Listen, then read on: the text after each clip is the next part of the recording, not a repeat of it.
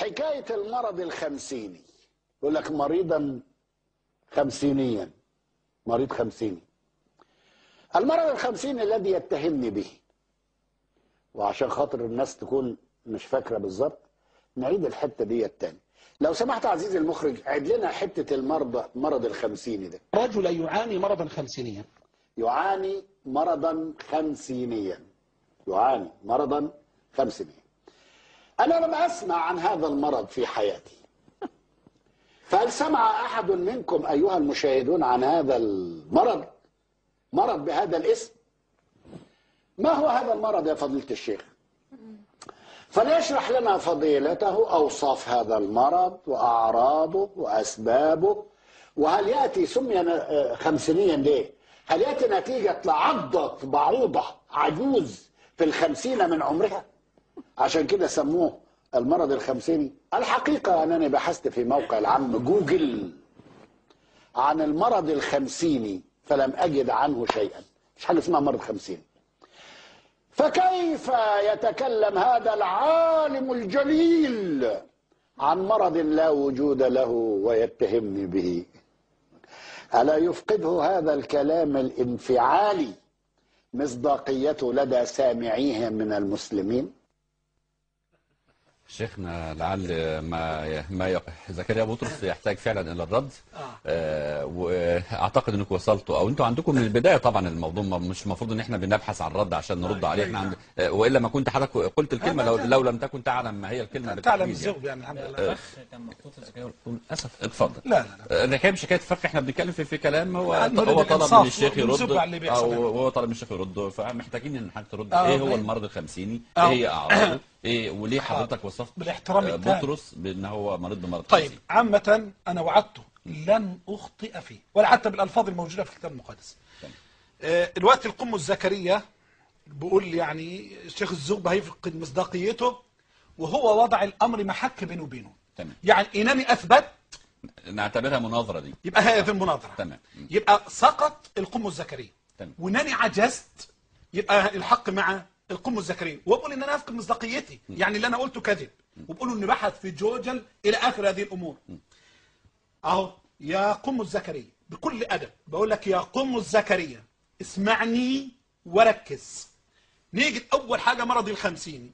اول حاجه انا بقول للاقباط جميعا قبل المسلمين، للاقباط افتحوا معانا موقع الانبا تاكله. انا قلت شيخ مسلم؟ لا. ولا قلت انبا؟ انبا تاكله اهو مش من عندنا، مش من المسلمين. افتحوا موقع الانبا تاكله. سنوات مع ايميلات الناس، سنوات مع ايميلات الناس، اسئله اللاهوت والايمان والعقيده. من هم الخمسينيين عند الانبا تاكله اللي بيجب على اسئله الناس النصارى، مش بتاعتنا المسلمين. هو عشان يبان مين الصادق ومين اللي غير صادق، مش هقول عليه كذاب كمان، مين صادق ومين غير صادق.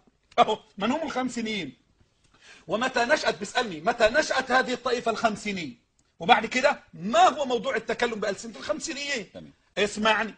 في عام 1650 قامت جماعة الأبناء الفرنسيين مدعين نوالهم المواهب الرسولية والتكلم بألسنة، وما لبثوا أن تفرقوا واندثروا كذلك.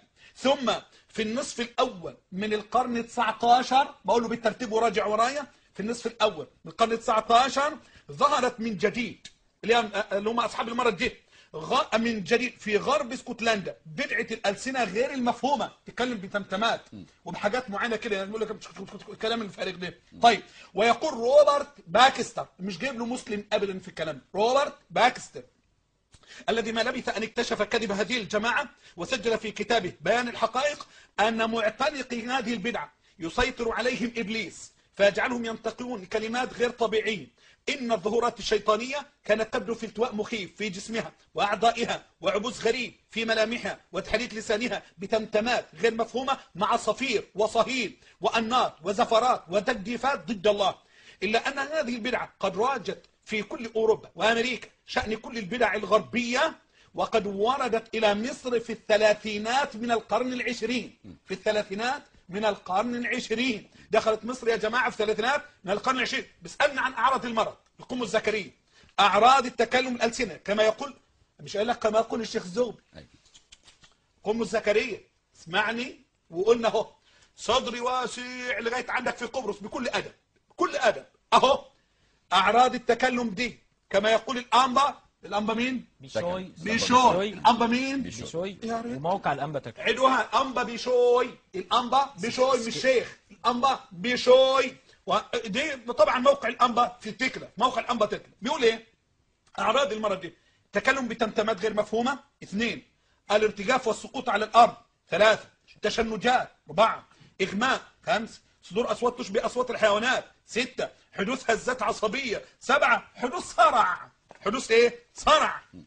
مش كده وبس، الانبا بيشوي بيقول ايه؟ سكرتير المجمع المقدس بيقول في كتاب موهبه التكلم بالسنه. الانبا انا ما قلتش مسلم. نقراها من الكتاب. طيب نقراها من الكتاب. انا عايز لا يظهر الكتاب موجود على الشاشه يا شيخ. موجود على الشاشه. الكتاب موجود على الشاشه. بيقول بالحرف: فهل هذا كله لا يوازن أن يقف واحد يقول كلاما غير مفهوم بلغة لا وجود لها، أو آخر تحدث له تشنجات تحدث له تشنجات، أو يقع على الأرض، أو يغمى عليه إلى آخره؟ هل هذه الكنيسة؟ هل هذه الكنيسة المجيدة التي بلا عيب المزينة مثل عروس لرجلها؟ هل هي مجرد هذه الظواهر الغريبة والهمهمات غير المفهومة والأصوات التي تشبه أصوات الحيوانات؟ هل هذا هو الامتلاء من الروح القدس؟ هل هذا هو الامتلاء من الروح القدس؟ يا ريت تظهروا لهم مين اللي اتهم القم الزكريا بأنه عنده هذا المرض، وبلاش محمد الزوبي يتكلم. لا مش حضرتك اللي قلت ان هو عنده مرض 50. ابدا، عند الكنيسه. اظهروها. لو الفصل جاهز معاك يا محمد تظهره لنا. طيب نكمل لحد ما محمد يجهز الفاصل ده ونتكلم في الموضوع ان احنا يعني زي ما حضرتك اشرت او زي ما احنا بنقول، هو قال ان دي نقطه تحدي ان حضرتك تقدر تثبت ان في حاجه اسمها مرض 50. انا حتى المقطع اثبت امتى وظهر فين وكيف واعراضه واجبت، واظن بعد ما بينت وهيشوف المقطع من الكنيسه اللي قال عليه ايه، اظن ان على القم الزكريا الان ان يعترف وان يقول الزغبي على حق وانا على باطل، وانا بقول له ادعوك للاسلام فاشهد ان لا اله الا الله وان محمدا رسول الله.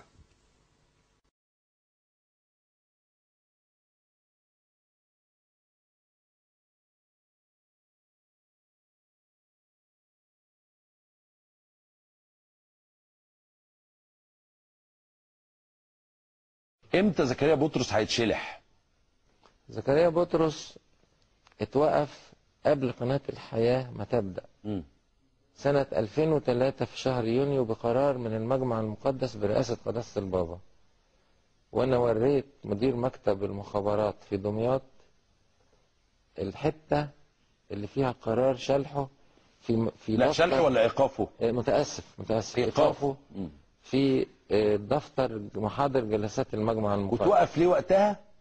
اتوقف لانه خمسيني بروتستانتي، ولكن كان احد التهم الموجهه اليه ال 14 في التهمه اللي جات له من استراليا دي، في التهمه اللي جات له من استراليا دي، في التهمه اللي جات له من استراليا دي. احد ال 14 تهمه اللي وجهت اليه انه بيهاجم المسلمين بعنف في كنيسه برايتون من على المنبر، وشعب الكنيسه بعت يشتكي انه هيفجروا المتطرفين في انجلترا كنيسة برايتون بتاعتنا. وحصل انشقاق في كنيسة برايتون بسببه. طب كل ده اتوقف بقرار برئاسة قداسة البابا، والكاهن الوحيد في تاريخ البابا شنودة اللي اتوقف بقرار من المجمع المقدس هو ده الوحيد.